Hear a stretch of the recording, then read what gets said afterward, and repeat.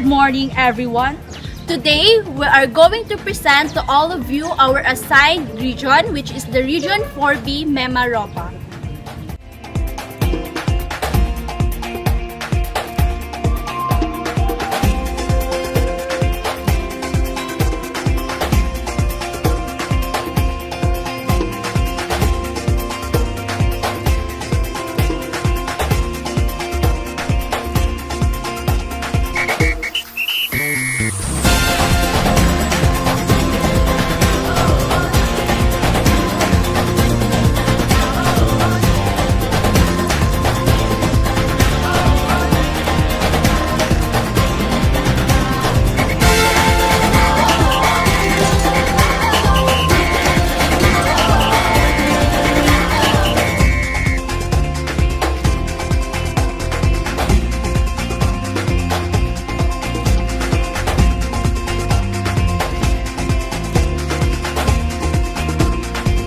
This site is recognized as the second largest contiguous reef system in the world.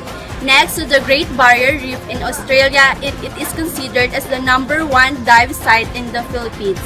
It is a 34-kilometer reef system divided into North and South Lagoon system by a narrow channel. Here jellyfish, turtles, white-tip and black-tip reef shark, manta rays, and vast variety of corals and marine life forms can be found.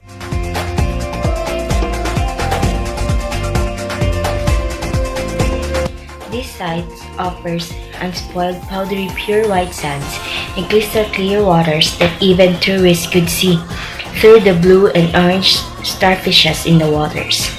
Visitors claim that this destination is very similar to Boracay, but this is not yet well developed.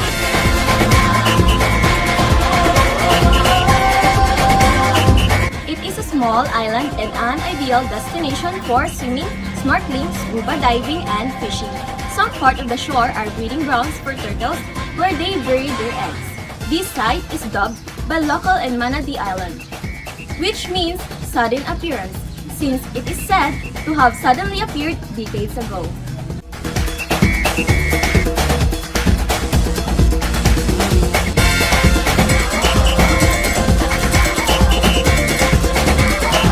This festival features the Mangyan tribe and its rich cultural heritage that is to be admired by many people who visit the place during festivities. This is celebrated with street dances, exhibits, cultural shows, and other forms of merriment.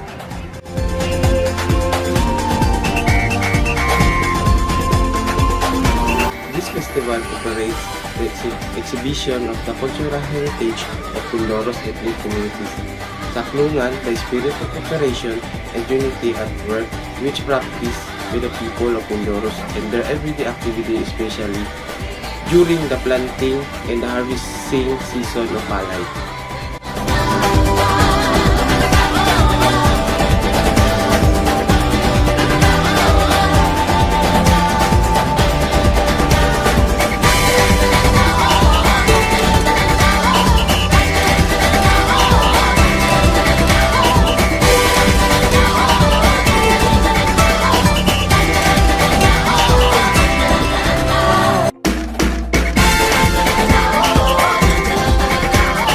Is good for swimming and snorkeling, but is best known for its amazing dive sites and awesome nightlife.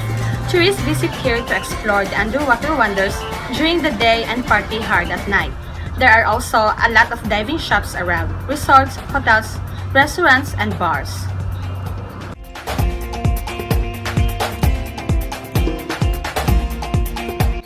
White Beach. It is the most popular white beach in Oriental Mindoro because of its long stretch white sand beach where resorts and restaurants along can be found.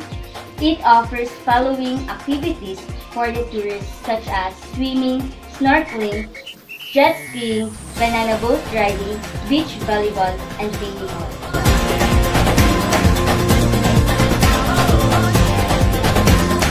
It is a long stretch of white sand beach, crystal clear waters, mountains, and relaxing tropical jungles. This site is for tourists who are not fond of parties everywhere at night and prefer place with less people. It is much more quiet and relaxing beach, perfect for couples and families.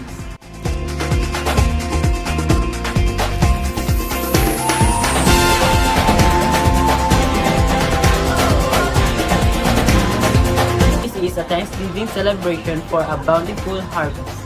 It is participated by the different sector of the community, from school children to senior citizens through street dancing.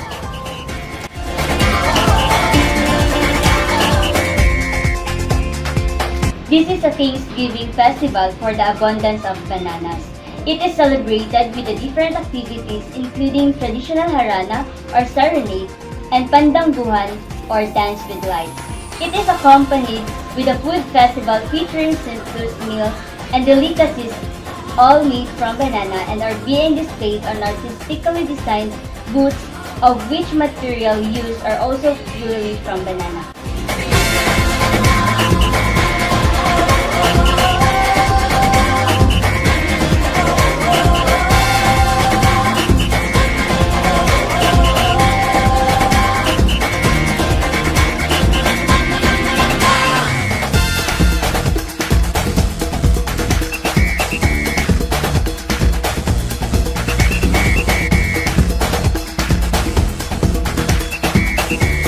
Offers beautiful white sand, clear waters, and a lovely scenery where tourists can go windsurfing, diving, and snorkeling. Its friendly residents and clear skies are what locals claim to match Boracay.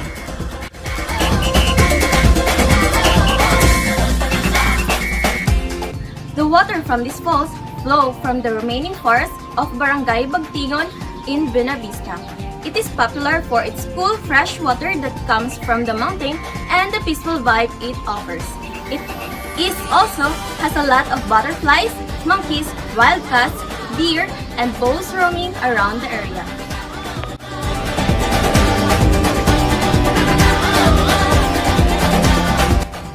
This site is a natural harbor that was used by Spanish Navy to bulk and repair galleons during the 7th century. It has a very beautiful view of the surrounding islands and sea and is located at the northwestern portion of the province.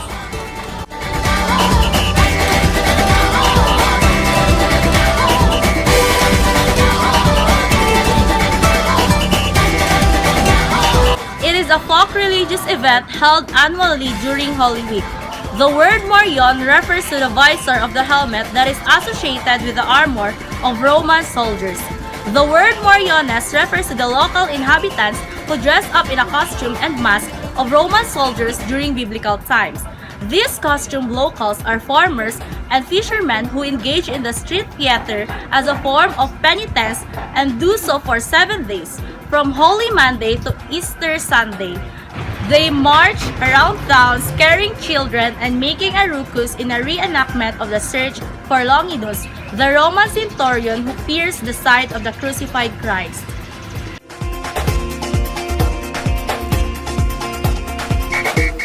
This is celebrated to recognize the efforts of the Carabaos that help the farmers as one way of transportation in farming, which is a very important part of our Marinduquis livelihood. They celebrate by dressing Carabaos and parading them around the barangay. This is accompanied by participants dancing and singing with the beat of the drums.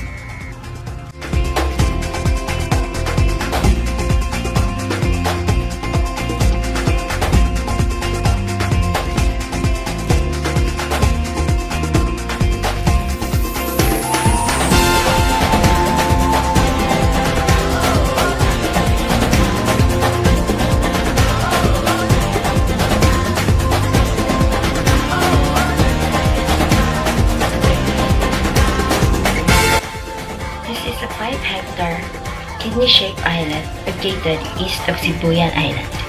It is known for its picturesque views, powdery white sand, and turquoise waters. This island is almost secluded except for one fisher family living there.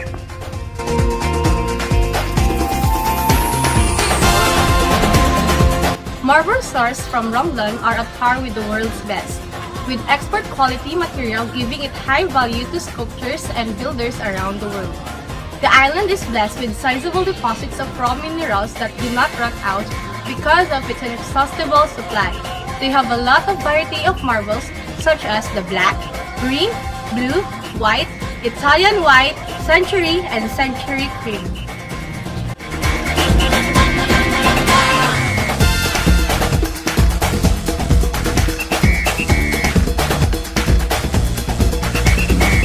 This festival depicts the strong faith of the residents to Roman Catholicism, where they feature dancing and activities that they believe would make every people's faith to their patron saint stronger every minute, which is Santo Niño.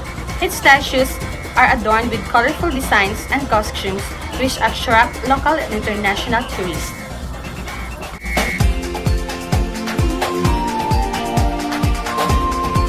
It is a religious celebration to honor Saint Joseph and to celebrate a genie who was stated to once save the town folks. During this festival, there are street dancings accompanied by props and colorful costumes and field demonstrations.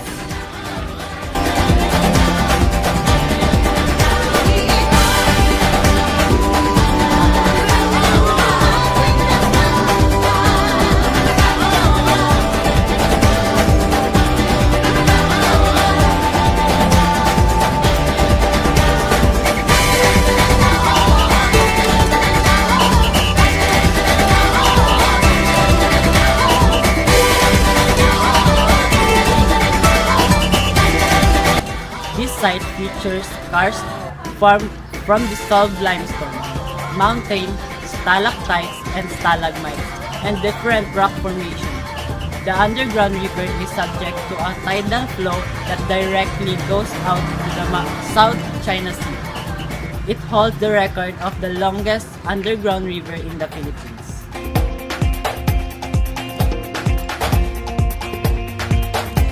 This site is an atoll coral reef system which is divided into north and south. Here, there is a vast diversity of fishes and marine life forms. Whale sharks, manta rays, and turtles are some of the marine lives that can be found here, which is visited by many divers around the world.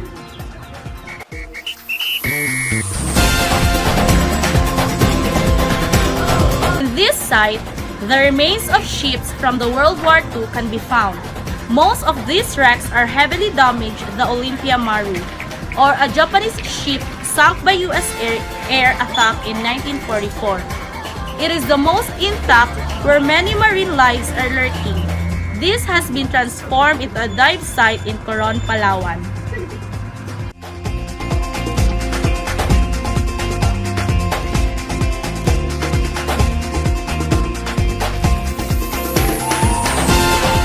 This celebration is marked by dancing, singing, large gatherings, and presentation of various types of delicacies. However, the top attraction here are the townspeople who dress in the kulambo or mosquito nets while parading in the streets.